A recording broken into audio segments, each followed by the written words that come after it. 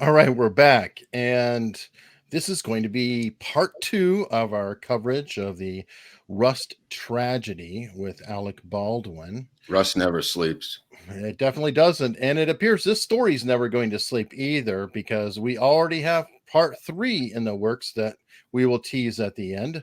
Remember, part one, I recommend you check it out. We tried to break down a lot of elements, and we're going to respond to some of the feedback we've gotten from there. But there should be a link somewhere up there, I believe.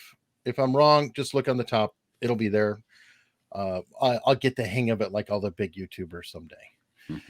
All right, so where we have left off in our case, we talked about three individuals before, and we're going to address each of them now briefly and then move on because you came up with the idea and you're helping me understand a lot of this, and I appreciate it, that let's look into all the producers.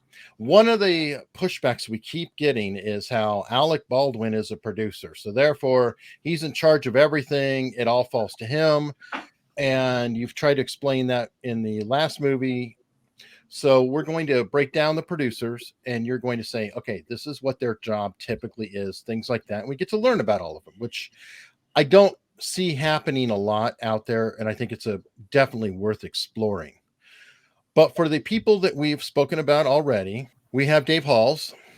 Dave Halls was the first assistant director. He has acknowledged that he handed the weapon over to Alec Baldwin and said he probably should have checked it. And I only bring it up because, well, he's pretty much said everything wherever he is. He's released a statement. However, Alec Baldwin, I want to push on a little bit because when he's not, shopping for his kids in Vermont, and Oh my God, it's good that he can do Christmas shopping and everything else. they have a Ralph Lauren in the middle of Vermont. That's kind of nice. Yeah, no kidding. It's I'm sure that her it's in kids, Vermont, yeah. her kids would love to have their mom, home to shop for them. Right, right. But Wow, it's so anyway, weird. That's so weird, Eric. it really is. Anyway, Alec Baldwin is making a point of retweeting articles about Dave Halls. Yeah, discussing that he handed the gun over. Now, I'm just kind of going, why? I'm not, I'm not going to, deliberately try to pile on Alec Baldwin per se, just because of it. But I do find that a little repugnant that you don't just, shut the F up and let the family grieve a little. And don't throw somebody under the bus. Why don't you just let the investigation go? I mean, is that a typical thing, Mark? well, as Viva Fry said, just stop tweeting. I mean, that would be a good T-shirt. I mean, the case involving Baldwin and Halls, I think we're kind of past that now in terms of our series. It now becomes a whodunit because when Halls gives the gun back to Hannah Reed, he demands that she open the cylinder, look in it as part of her job, and there is another live round in that cylinder. She has now lawyered up. Reed has now lawyered up, and she has two attorneys in Arizona, New Mexico rather, who are insisting that she is saying she has no idea where the two live rounds came from. So now we have a whodunit. This is boiling down to who put the two live rounds in the chamber. This has nothing to do with Halls. This has nothing to do with Alec Baldwin. This now has to do with Reed or some nefarious X factor that we've yet to explore, because Halls has admitted his culpability of not checking the gun and assuming it was all blanks. He's admitted that. Baldwin is the one who's a killer. So we know that there's nothing involved. He should have opened it. He didn't do it, whatever. The question is, how did the two live rounds get into the gun? And this is a good question because, okay, there's a couple of things that are very, very interesting. She's made the statement through her lawyers, as you put it. Hannah has no idea where the live rounds came from. Right.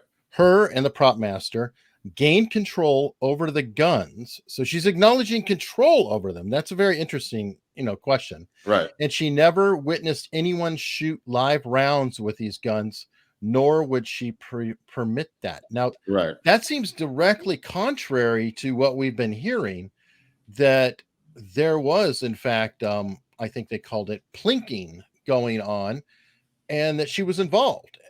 Well, that could have been rumors. It could have been people throwing her under the bus. We don't really know Could where be. that came from and who, she's made a statement through her lawyers and to the police. That's a legal statement. It's a bold statement. If It she's is, lying, that's a bold lie, my friend, what she's doing here. I mean, this is for a sure. woman who grew up around guns her whole life. I suspect she knows a million times more than I do about guns Oh, and for how to sure. how to build blanks and how to unload and clean guns and blah blah blah. The question becomes not a question of the first question is it's a whodunit because now we're faced with somebody's lying. Somebody Mhm. put 2 live rounds into that gun, and she's saying it's not her. So either for the face value for this show, we have to accept that it's not her. Let's say, otherwise, Right. I don't know if she's telling the truth or not. By the But way, I will also point out that my personal feeling is she is responding correctly, in I the agree. sense that she I has agree. lawyers. She tore down all of her social media. I agree. She's shut up and let the lawyers talk. I Right. think that Right. And everybody should be doing that. okay, now that being said, there are some anomalies about this film production that I'd like to get into, which For sure. have led up to this. So we got two separate things. We got the anomalies of the production, and we've got the fact that 2 live rounds were either negligently left in the gun or nefariously placed in the gun. We have the negligence of no one checking the gun, which has been established already. So I don't want to beat that dead horse for the sake of the show. The Mhm. reality of it is somehow 2 live rounds, one that ended up inside the cinematographer and then goes through her and into the director Souza, but the other one is in the chamber, and he does the right thing. Halls. He takes the gun to the gun persons and says, "Open it up. This is your weapon. What do you see inside there?" And she sees the live round and says, "I didn't place that there. It wasn't there when I took the guns This out." starts to get back to the sabotage question that was Right. kind Well, of I floating don't about. know. I don't know. The Yeah. guns are in a safe in the prop truck. They're in a combination safe, just so you know the Really? physics of this. Yeah. Who has the Only, combo? okay. I'm going to tell you who has the combination. The director, Souza, has the combination. The prop master has the combination. She has the combination. And Halls has the combination. Those are the 4 people who have the combination of the prop gun safe in the prop truck. After lunch, the guns are removed from the safe. They're placed on the cart. And that's where it gets into a gray area of who may have done something, even at lunch, who had a combination of that safe, may have done something while they were at lunch. But she is adamant that safe was locked with the guns. And there's witnesses to that effect that the guns were in the safe. So Did the new prop master that literally just came okay, on that day have a combo? that's where I wanted to go with this because this is news to me from what my investigative journalist DNA has brought me to. There's a girl named Sarah Zachary. Now, keep in mind, Sarah Zachary comes on the movie 5 days before this incident happens. She is a new prop master. Let me just back this up. This is a film that started on October 6th. It's a 21-day shoot. This is a $6 million film. This incident happens on day 15 of the shoot, October 21st. So you're talking about possibly one of the shortest films I've ever heard with this type of budget being shot at 21 days. It's insane. I've never heard, nor have any of my friends here in town, heard of a shoot being this short other than a guerrilla film, being shot by college students. This is a $6.5 million film with the tax credits of New Mexico. You end up laying down $5 million and you get back $1.5 million or $2 million in credits. This is Sarah Zachary. Now, the reason she's important is the reason I'm going to tell you right now. She has only experience in hair and makeup and wardrobe, right? If you look at her credits, it doesn't say so here, but it says props and props. Okay. That has been changed, and she still has rust up here. It's kind of interesting. As property master, is Dead for a Dollar and Paul's Promise is props in post production, 3 films. Okay, here's the situation. Our girl Hannah Reed through her attorneys, said that she was the head of two different departments. They refused to name the other department. What has happened here, and there's no one in this town that I've called has ever heard of this before. They apparently hired two people, her and Sarah Zachary, to run two departments individually. On a Western, a period piece like this, Reed's background is in wardrobe. Her credits are as assistant wardrobe girl. She will not reveal through her lawyers what other department she was the head of. I suggest to you and to our viewers that she was also the head of the wardrobe department. And when you're the head of the wardrobe department on a period Western, that's busy. A 24/7 job. To make her the gun armorer on top of that, and I believe they had to pay her for both jobs. And I think what they did to save money was they probably gave her less than the two jobs would normally pay and combined it into one check for both departments. Zachary is doing the same thing. Zachary is working in two different departments as well. And I think between the two of them, this is where the crime can be solved. Because between these two people, something happened. And now, is Zachary the one who quit or the one who came on? That's the one who came on 5 days before the incident. She came on 5 days before. Okay. So the other prop master, you see, I was under the impression that the prop master quit that day. And that's what I thought, but it was 5 days before. Okay, so I thought the same thing. And I want to point that out to everybody in response to this. This is all a moving target and it's flowing information. We're doing the best we can. And also, we may throw things out there as a general thing, like it came up that the gun used is not a replica of a 1845 Colt. It was a Colt 45 from the 1800s, essentially. Okay. And that, I think that's what Mark was trying to say. We don't necessarily pin down the exact date. We did look it up. Fry here, Eric. It's a 1873 replica. I forget all of it, but we may not get the date exactly right. We may not be, perfectly on, but we are doing the best to. Yeah, normally, I mean, just from my own background, I was an investigative reporter for the LA Weekly, which is a Village Voice for 15 years, 17 years. And the work that I did took months. So we're trying to do this in days. So it's kind of insane, but we're trying to pull, through the weeds here and get a storyline to this thing because there are no more investigative reporters. I haven't done it since 2009 when I worked for the Weekly, but there seems to be enough meat on this bone to go around. Oh, I think so, definitely. Yeah. And okay, so to continue on with Sarah, which is definitely mysterious, we were going to start talking about the rest of the producers. Right. Because that's what I think this problem is. These guys these guys that you see here, all of these people, these hundreds of people involved in this production are now scampering, trying to save their own necks. There's a lot of Lukes, there's a lot of Ryans, there's a lot of Tylers. These are the suits, as they call them in Hollywood. And the guy on top, Alec Baldwin, actually got a story by credit. So I believe this project originated with Alec Baldwin, and he got Souza to write the script.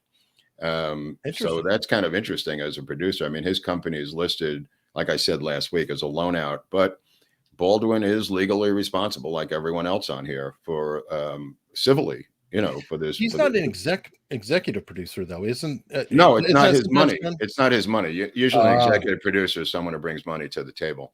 So his company, when you have a star, in other words, his price for a film might be 15 million or 11 million. He's doing this for $1 million.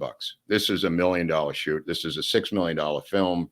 He can't be getting more than $1 million because it would be insane in terms of the rest of the budget. So he's saying, I'm going to come on board, give me a producer credit on the back end. If it takes off and goes crazy, I'll get paid back, the close to my fee. Sure. And he uses his company El Dorado as a tax haven for funneling him the $1 million. Can it also be a shield for liability? I mean, it's an LLC, it's more like a tax shield. You know what I mean? Not a legal shield, but a tax shield. Well, I didn't know. I was deliberately asking because if you say no, you hired my company, who in turn hired me, dissolve the company, and then he's got that one. Well, you're right. You're not absolved of criminal activity, though. I mean, or even tax fraud for that matter. Okay. I don't know the I've got to get the lawyers on to discuss that. Yeah. I'm not a lawyer, not a tax lawyer. I don't know. I'm just saying, just in Hollywood, this is the way it traditionally works. All right, so let's start going through some of the people. We'll just go down in order. Yeah, just go down the list. I mean, okay. The first one is Casey Brandenstein, who, again, these people have such limited backgrounds in production. Just show her business picture. There's one of her in business, and then show what she did a couple of minutes ago. Okay.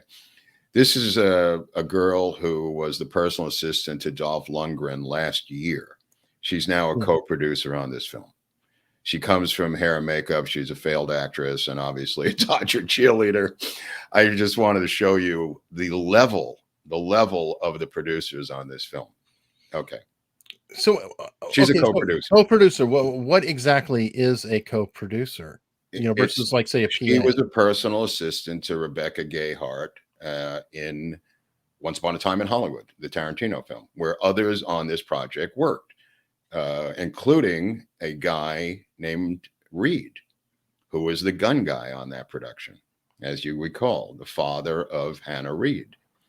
So they both worked for Tarantino. She was the personal assistant to Rebecca Gayheart, which meant you went and got coffee for Rebecca Gayheart. She was a personal assistant for Jason Statham and Dolph Lundgren. Statham, I think it is. Statham, yeah. She was a personal assistant, and now somebody is vouching for her to get her a co-producer credit. Somebody involved in this production is quote a close friend of hers, to put it that way. All right, so we'll move on to this guy. Who's this guy? Alan Chaney. Oh, Chaney's a bigwig. Yeah, Chaney. He is, I think, one of the presidents of one of the companies, if I'm not incorrect. Chaney is, what is his role? Luke, Streamline, Chaney. He's from the, I think, Bonded Company, one of the financiers. He's also, is this Alan Chaney? Yeah. Okay. This guy wrote a novel about his grandfather in Georgia and wants to be a novelist. He's from, he created Thomasville Pictures, and he's one of the executive producers on this, and he wants to be a novelist and change the world through novels is his goal, he said. Alan Chaney. But he runs Storyville, and he's one of the founders of this Streamline Global, which seems to be one of the main villains in this case. Streamline Global is a place where millionaires can invest in films and have a tax haven created for them by Streamline. He's involved in 2 or 3 of these companies. Wow. Okay. Mm-hmm. And next up, you have Matt Delfiano. Was it Delfiano? Matt Delfiano? Yeah, Matt Delfiano. You can't make this up. This guy, if you could show a picture of this cat, okay, Matt Delfiano is. Let's see if we could find him. Yeah, he's a CAA agent, not a CIA agent. CAA agent for 26 years. He's Alec Baldwin's personal manager, and his main credit is he produced the Comedy Central roast of Alec Baldwin. And he's a producer on this film. Okay, so this is another back end. So Alec Baldwin may have worked out a deal where he got a producer's credit, and so did his agent. Yes, the manager or agent can grab or steal a producer credit and fee on the films with big stars. That's a very common scenario, and they do absolutely nothing. Oh my God. Yeah. Okay. This is not sounding like I'm trying to figure out who's actually responsible here, but we got Matthew Helderman. Okay, executive producer. Matthew Helderman is a finance guy. He's not guilty of anything except he's a numbers guy who funded the film. in other words, he's not a physical producer on the film. He's a guy who helped finance it and has a finance company. So he's not there day to day either. So he's kind of innocent of this whole thing. He's just a money guy.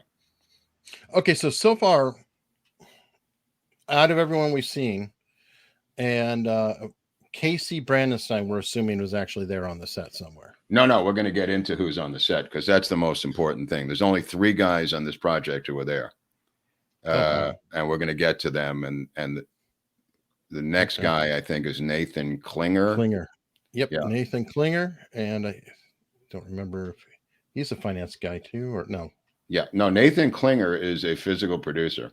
Klinger and Winterstern are physical producers on set. These are the guys who are physically there, and they're from a company called Highland Films here in town.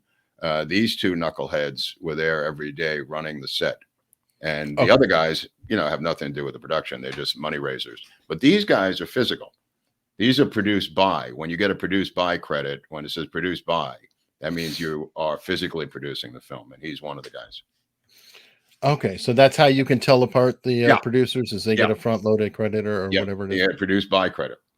Okay, interesting. So the other guy, this guy Klinger, also is linked to Ryan Smith through Thomasville, and is this Winterstern? Yeah. I thought I'd show them together since you said they're both on the set. The worker, he's another physical producer on set. Thomasville Pictures. He's a VP of production. When you see VP of production, that means that you're a physical producer of a production. He is a VP of production, like his friend, and they both work together at Thomasville and Streamline, which are the 2 main companies producing this debacle. Okay, and next up we have an actor who's been all over the place, Angel Nigam. Right. This guy comes from money. He's been doing this for a while. He's an actor, wants to be a star. He's the spokesperson for Metro PC. He immigrated from India, but I think from what I understand from other projects, he has invested his own family money into some of these films, trying to get himself some money and also to get himself some parts. But he was on set too. He's an on-set producer. Okay. So his hands are involved in this because he's physically there. You want to separate the people who are in New York to the people who are physically on set seeing this. And he's one of the 3 on-set guys. Okay. And you sent me actually a T-Mobile commercial of his, but we've had problems with some copyright. Don't worry about it. We're not going to, we're just going to move on from that. Next up we have, hopefully I have a picture, Emily Hunter Salveson. Yeah, I'm trying to. Yeah, she's the head of Streamline Global. She's the CEO of Streamline, which is her and Ryan Donald Smith are the 2 big shots there. Oh yeah, she's got a great shot. Yeah, that's her. That's her. She's the CEO. I don't know what that book is about, but she was one of the people who allows investors through sleight of hand to invest their money in film, get a tax break, and hopefully see a return on their dollar through this company, Streamline, which also involves the guy who I said wrote the novel. Alan Chaney's involved with them too. Oh, okay. Yeah. And Ryan Smith, this guy here. Yeah, Ryan Donald Smith. He seems to be the ringleader of the whole thing. He's Mr. Big. Okay. And he looks like he's he looks like he's right out of Central Casting as Mr. Big. Yeah, for sure. So he had Casey Brandenstein, the girl in the Dodger outfit, working under him, and that's how she becomes co-producer. And you can imagine their intellectual relationship. But the 2 of them kind of work together. Casey Brandenstein and him, and Streamline seems to be the thread. But there's also this company they have called Thomasville Pictures, Well, which wait. He's a big time pro. I mean, oh no, absolutely. No, there's proof. He said he'll tell you. Here's him explaining how to pick up girls at film festivals, which is one of his top videos. There you go. So Yeah. this is what does the when producer you actually turn do? that collar up, you mean business. Okay. When you're in the film business and turn that collar up, you're a producer. Yeah, You're a producer. it's all over. All right. All right, so who do we have left? We have Luke Taylor. Do I have a shot for Luke somewhere? I don't there. Luke Taylor is from Bondit Media. Bondit Media, another funding source, another legitimate guy. He worked his way up through production. There's guys on here who are legit, who started as ADs, worked their way up to production manager and then producer, which is a kind of a standard route to be a producer. You could be a line producer and, you know, work your way up through there to production manager and then producer. Okay, so back to our list, because we've at least talked. You know, what's not on the list I wanted to see was Gabrielle Pickle. Gabrielle Pickle. Yeah, Gabrielle Pickle needs to be interviewed, because Gabrielle Pickle, this girl right here, knows where all the bodies are buried. This, my friend, is the physical line producer of that movie Rust. She is the physical line producer and may have hired every single person involved in this debacle. Now, what is a line producer? Line producer does the budget. Line producer does the schedule. Line producer hires everyone. The line producer is a physical, hands-on producer on a daily basis on that set. So they're the ones. They're like the manager. They make the call sheets. They hire everyone. She decided. I mean, they can have special people hired. Like a director will hire a cinematographer personally, but this woman here, is responsible for hiring that entire crew. Okay, and nobody's mentioned her name. What's that? Well, like she would be where you would get your check, right? Her department. Yeah, well, there's an accountant, you know, on a set accountant who pays you, but the line producer is in charge of everything. Okay, well, I only bring that up because one of the complaints I kept hearing was that checks weren't going through. Right, but that's not her fault. I mean, that's from these entities that are. Just to explain, when you have multiple companies doing a project like this can easily happen, because they're saying each company, let's say, put in $600,000, right? You get 7-8 companies, they put in not even $1 million a piece. So it can overlap and cause checks to bounce, and, you know, companies not putting up the money. But it's not her fault. I mean, she's the one who hired these people and said, I don't care about your lack of experience, and also she would have to be responsible for giving each of them 2 departments apiece. She, because of the budget that she was handed, said, I am going to make Hannah Reed the head of props and the head of wardrobe, or the head of guns and the head of wardrobe, and I'm going to take this other girl, Zachary, and make her the head of props and the head of hair and makeup. 2 insane different departments. So she has to have a come to Jesus meeting about who she hired to be the heads of those departments. And I find it suspect that Hannah Reed's lawyers would not reveal the other department that she was working in, but admitted that she had responsibilities for another department. It's crazy. It's totally crazy. It is definitely wild. So now, okay, so back to our laundry list then. She, who we were just talking about, would have been on set. And on this list, on set, Alec Baldwin, because he was the actor, not necessarily as producer. Right. He's not doing anything day to day in terms of production. He's not involved in any of it. Klinger, Nygum, and Winterstein. Winterstein are the 3 hands-on producers on this movie. Right. And Brandenstein was probably around. I don't think so. No. Okay. Well, I don't know. Unless she was with Ryan Donald Smith. Yeah. I don't know if she leaves Donald Smith's side. So I don't know. Sometimes they fly in and, you know. Leave, right. Go on tour. So, right. All right. So essentially what you're saying is that we had a production crew that resembled something like that. Exactly. This is the theory of my whole operation today. We are now stumbling into a real life entourage. I mean, that guy, Jeremy Piven, doesn't he remind you of Delfiano? I mean, if you could put the two together, Oh you've my got Delfiano. I mean, it's the same guy. He Wow. might have even been modeled after him. Who the hell knows? He's been around a long time, Delfiano. It could be. Could be. So that is where we are on this case right now. You're digging a lot more. Part 3. What are we going to be talking about? We're going to be talking about the international conspiracies. Now, this is involving not these people. This is way above this, about some international conspiracies that people have approached me with regarding the husband and the cinematographer, and I'll leave it at that. I don't want to get into it. It's a complicated web that is so crazy but there's just so much meat on it that it's hard to just say this is just conspiracy stuff. There's too many dots here. There's too many dots. This one we might take a couple days before we come out with. This is really out there. This one is, and I don't mean out there in terms of as a crazy idea. There's just so many famous people involved in this thing that it blew my mind. It really blew my mind last night when we started to connect all these dots here at the office. Wow.